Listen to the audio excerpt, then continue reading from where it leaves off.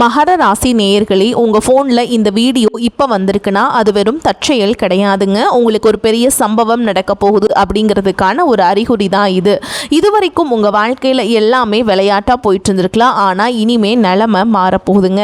பிரச்சனைகள்லேருந்து உங்களுக்கு ஒரு பெரிய விடுதலை கிடைக்க போகுதுன்னு ஒரு பக்கம் சந்தோஷப்பட்டாலும் இன்னொரு பக்கம் ஒரு பெரிய ஆபத்தும் காத்துக்கிட்டு இருக்கு. ஆமாங்க, உங்களுக்கே தெரியாத நீங்கள் எதிர்பார்க்காத ஒரு நபரால் நடக்கக்கூடாதது எல்லாம் நடக்க போகுது. அந்த நபரை சமாளிக்க ஒரே ஒரு வழிதான் இருக்கு. அதை சொல்றதுக்கு முன்னாடி உங்க மேலே இருக்கிற அந்த திருஷ்டியும் கெட்ட சக்தியும் விலகணும்னா உங்க குலதெய்வத்தோட பேரை கீழே கமெண்ட்ல சொல்லுங்க. குலதெய்வத்தோட பேரை உச்சரிக்கும் போதே அந்த அரண் உங்களை சுற்றி உருவாக ஆரம்பிக்கும். கமெண்ட் செஞ்ச கையோட நம்ம சேனலை சப்ஸ்கிரைப் பண்ணிட்டு பெல் பட்டன் கொடுத்து ஆல் அப்படிங்கிற ஆப்ஷனையும் தேர்ந்தெடுத்து வைங்க. வாங்க வீடியோக்குள்ள போலாம். மகர ராசி அன்பர்களே அனைவருக்கும் வணக்கம். உங்கள் வாழ்க்கையில் நீங்கள் இதுவரை பார்த்திராத ஒரு மிகப்பெரிய திருப்புமுனை அரங்கேற போகிறது. வருகின்ற நாட்கள் சாதாரண நாட்கள் அல்ல. உங்கள் தலையெழுத்தையே மாற்றப்போகும் சக்தி வாய்ந்த நாட்கள். ஆனால் அதே சமயம் உங்களுக்கு ஒரு பெரிய ஆபத்தும் காத்திருக்கிறது. அந்த 4 நபர்கள் யார், நீங்கள் ஏன் உஷாராக இருக்க வேண்டும் என்பதை இந்த வீடியோவில் முழுமையாக பார்ப்போம். மகர ராசி மண்டலத்தின் 10வது வீடாக அமையும். இந்த ராசி காலபுருஷ தத்துவப்படி கர்ம வினைகளை தீர்மானிக்கும் மிக முக்கியமான இடமாகும். மகர ராசியில் பிறந்த நீங்கள் ஏன் எப்போதும் ஒருவித போராட்டத்துடனும் மற்றவர்கள் படாத கஷ்டத்தையும் அனுபவிக்கிறீர்கள் என்று எப்போதாவது யோசித்தது உண்டா? இதற்கு பின்னால் உங்கள் முற்பிறவியின் ஆழமான ரகசியங்கள் புதைந்து கிடக்கின்றன. உங்கள் கடந்த கால பிறவியில் நீங்கள் மிகப்பெரிய அதிகாரம் கொண்ட பதவியிலோ அல்லது ஒரு கூட்டத்தை வழிநடத்தும் பொறுப்பிலோ இருந்திருக்க வாய்ப்புகள் அதிகம். அந்த பிறவியில் நீங்கள் செய்த சில கடுமையான முடிவுகள் அல்லது அதிகாரத்தால் ஏற்பட்ட சில கர்ம வினைகளை தீர்ப்பதற்காகவே இந்த பிறவியில் நீங்கள் சனி பகவானின் ஆதிக்கத்தின் கீழ் பிறந்திருக்கிறீர்கள்.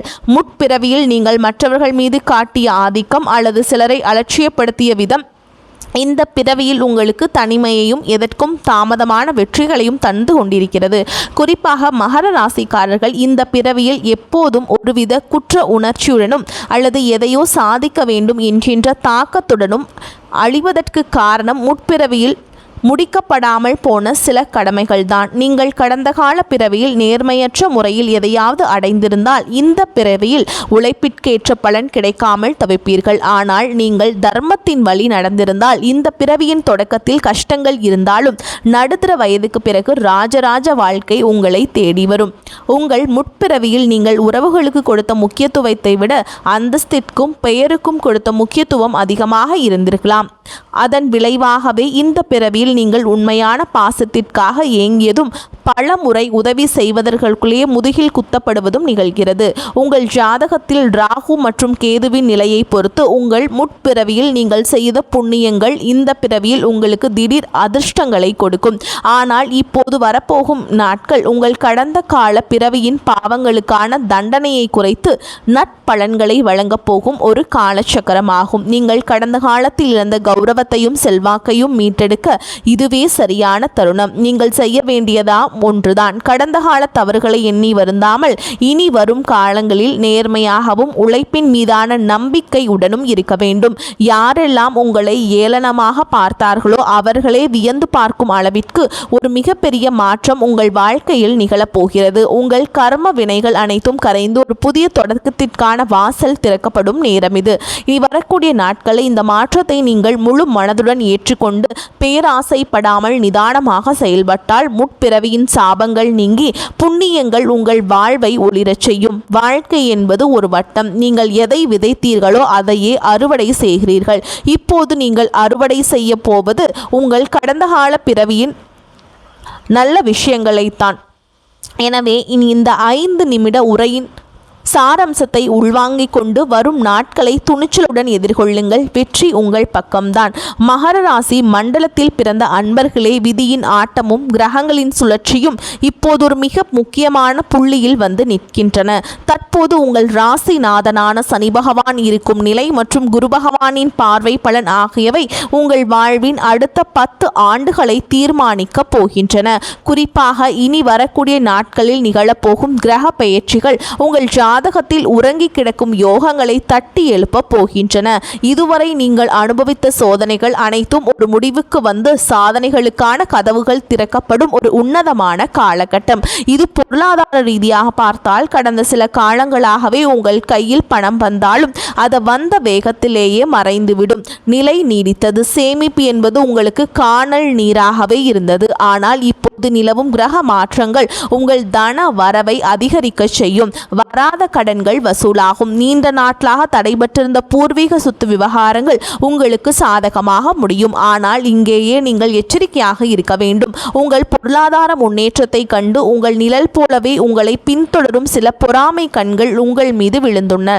நீங்கள் வாங்கிய புதிய பொருட்கள் அல்லது உங்களின் லாபத்தை பற்றி யாரிடமும் தற்பெருமையாக பேசாதீர்கள். அதுவே உங்களுக்கு திருஷ்டியாக மாறி உங்கள் முன்னேற்றத்தை தடுத்து நிறுத்தும். உத்தியோகம் மற்றும் தொழில் துறையில் இருப்பவர்களுக்கு இது ஒரு பொற்காலமாக அமைய போகிறது. மேல் அதிகாரிகளின் கெடுபிடிகளால் மன உளைச்சலுக்கு ஆளானவர்களுக்கு இப்போது ஒரு நிம்மதி கிடைக்கும். உங்கள் கடின உழைப்பிற்கேற்ற அங்கீகாரம் ஏதோ ஒரு வகையில் உங்களை தேடி வரும். புதிய வேலை தேடுபவர்களுக்கு அவர்களின் தகுதிக்கு மீறிய ஒரு நல்ல வாய்ப்பு கிட்டும். ஆனால் நீங்கள் பணி புரியும் இடத்தில் உங்களின் இடத்தை பிடிக்க துடிக்கும் ஒரு நபர் மறைமுகமாக உங்களுக்கு எதிராக சூழ்ச்சி செய்யலாம். அவர் உங்களைப் போலவே இனிமையாக பேசுபவராக இருப்பார். அவரிடம் உங்கள் தொழில் ரகசியங்களை ஒருபோதும் பகிர்ந்து கொள்ளாதீர்கள். குடும்ப உறவுகளை பொறுத்தவரை கணவன் மனைவிக்கிடையே இருந்த மனக்கசப்புகள் நீங்கி நெருக்கம் அதிகரிக்கும். பிள்ளைகளின் கல்வியில் இருந்த மந்த நிலை மாறி அவர்கள் சிறந்து விளங்குவார்கள். ஆனால் உங்கள் உறவினர்கள் என்ற போர்வையில் இருக்கும் ஒரு சிலர் உங்கள் குடும்ப ரகசியங்களை தெரிந்து கொண்டு அதை வைத்தே உங்களுக்குள் குழப்பத்தை உண்டாக்க முயல்வார்கள்.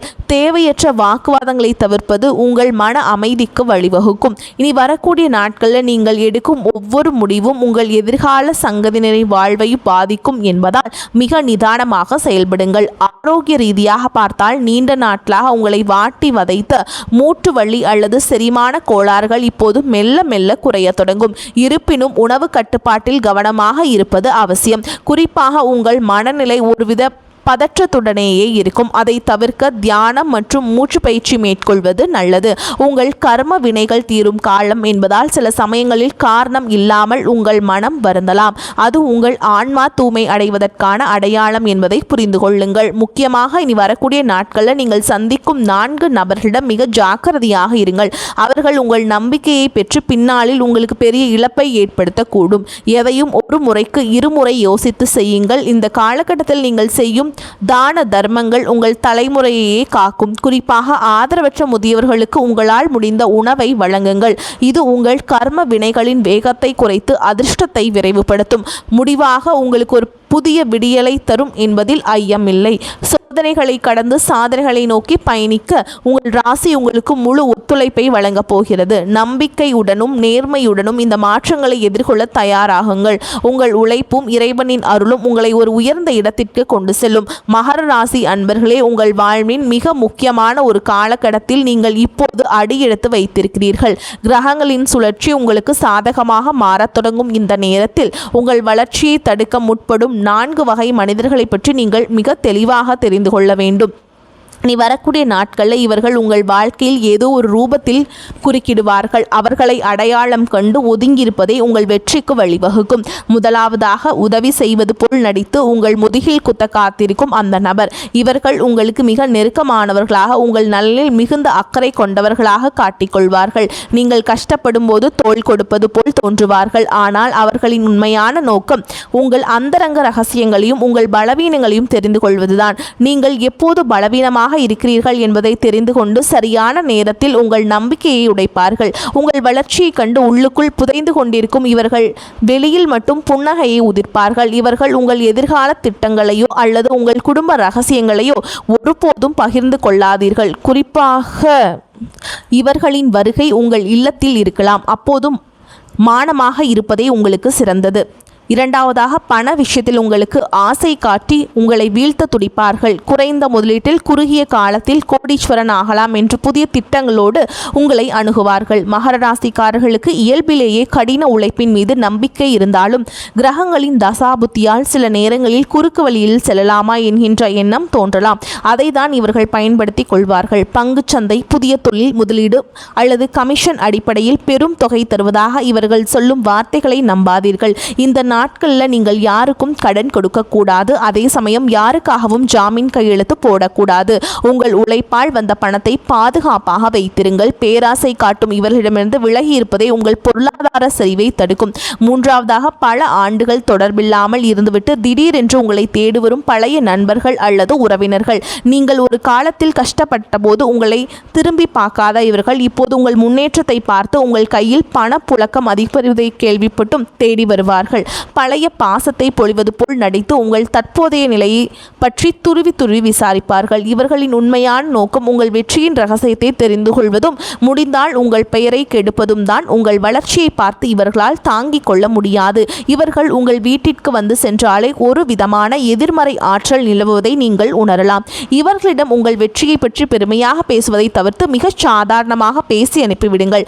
நான்காவதாக, உங்கள் உணர்ச்சிகளை தூண்டிவிட்டு உங்களை தவறான முடிவுகள் எடுக்க வைப்பார்கள். இவர்கள் பெரும்பாலும் உங்கள் பணி புரியும் இடத்திலோ அல்லது உங்கள் தொழில் செய்யும் இடத்திலோ இருப்பார்கள். உங்கள் கோபத்தை தூண்டும் விதமாக பேசுவார்கள் அல்லது உங்களுக்கு நெருக்கமானவர்களை பற்றி தவறாக கூறி உங்களை ஆத்திரம் அடைய செய்வார்கள். கோபத்தில் நீங்கள் எடுக்கும் ஒரு தவறான முடிவு உங்கள் பல ஆண்டுகளாக உழைப்பை சிதைத்துவிடும் என்பதை இவர்கள் அறிவார்கள். நீங்கள் நிதானத்தை இழக்க செய்வதே இவர்களின் வேலை. யாராவது உங்களை சீண்டினால் அமைதியாக அங்கிருந்து நகர்ந்து விடுங்கள்.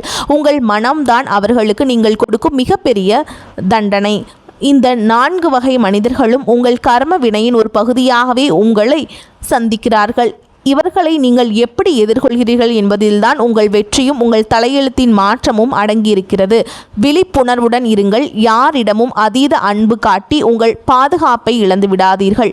உங்கள் உள்ளுணர்வு சொல்வதை கேளுங்கள். ஒருவரை சந்திக்கும் போது உங்கள் மனம் தயக்கம் காட்டினால் அவரிடமிருந்து தள்ளியே இருங்கள். இந்த எச்சரிக்கைகளை நீங்கள் சரியாக பின்பற்றினால் எந்த ஒரு தீய சக்தியும் உங்கள் முன்னேற்றத்தை தடுக்க முடியாது. வரப்போகும் காலம் உங்களுக்கு பொற்காலமாக அமையப் போகிறது.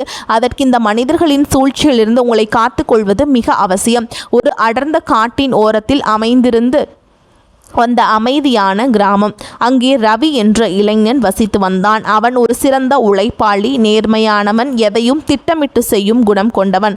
அவனுடைய ராசி மகரம் என்பதால் அவனுக்கு தனிமை பிடிக்கும். ஆனால் ஊர் மக்கள் அனைவரும் அவனை ஒரு அறிவாளியாகவே பார்த்தார்கள். ரவி தனது கடின உழைப்பால் ஒரு சிறிய தானிய கிடங்கை உருவாக்கி அதில் நல்ல லாபம் ஈட்டி வந்தான். அவனுடைய வளர்ச்சியை பார்த்து சிலருடைய கண்கள் உறுத்தியது. சரியாக ஒரு நாள் ரவியின் வாழ்க்கையில் 4 மனிதர்கள் வெவ்வேறு ரூபத்தில் வந்தார்கள். முதலில் வந்தவர் சோமு. அவர் ரவிக்கு சிறு வயதில் இருந்தே தெரிந்தவர். எப்போதும் ரவியின் நலனில் அக்கறை கொண்டவர் போல் காட்டிக்கொள்வார். ரவி, உனக்கு தெரியுமா, பக்கத்து ஊரில் ஒரு பெரிய நிலம் விற்பனைக்கு வருகிறது. நீ அதை வாங்கினால் உன் கிடங்கை இன்னும் பெருக்கலாம் என்று ஆலோசனைகளை அள்ளி வீசினார். ரவி அவரை நம்பி தன் கிடங்கின் கணக்கு வழக்குகளை காட்டினான். ஆனால் சோமுவின் உண்மையான நோக்கம் ரவியின் லாபத்தில் கை வைப்பதும் அந்த நில குடோனில் ரவியை ஏமாற்றி தன் பையை நிரப்பிக் கொள்வதும் தான். ரவி தன் உள்ளுணர்வு சொன்னதை கேட்டு அந்த பேச்சை அப்படியே தவிர்த்தான். இரண்டாவதாக வந்தவர் ஒரு செல்வந்தர். அவர் ரவியிடம் வந்து, தம்பி, உன்னிடம் இருக்கும் பணத்தை என்னிடம் கொடு, ஒரே வாரத்தில் அதை 2 மடங்காக மாற்றித் தருகிறேன் என்று ஆசை காட்டினார். ரவிக்கு அந்த நேரத்தில் ஒரு புதிய வண்டி வாங்க வேண்டும் என்ற ஆசை இருந்தது. குறுக்கு வழியில் பணம் வந்தால் நல்லதுதானே என்று ஒரு நிமிடம் யோசித்தான். ஆனால் உழைக்காமல் வரும் பணம் நிலைக்காது என்று மகர ராசிக்காரர்களின் இயல்பான குணம் அவனை தடுத்தது. அந்த செல்வந்தரின் ஏமாற்று வலையில் அவன் விடவில்லை. மூன்றாவதாக, ரவி பள்ளியில் படித்தபோது நண்பனாக இருந்த ஒருவன் திடீரென்று ஊருக்கு வந்தான். 10 வருடங்களாக ரவியை பற்றி கவலைப்படாதவன் இப்போது ரவி ஒரு பெரிய தொழிலதிபரானதை அறிந்து பாசத்தை பொழிந்தான். நண்பா, உன் வளர்ச்சி எனக்கு மிக்க மகிழ்ச்சி தருகிறது என்று கூறிக்கொண்டே ரவியின் தொழிலில் இருக்கும் நுணுக்கங்களை துருவி விசாரித்தான்.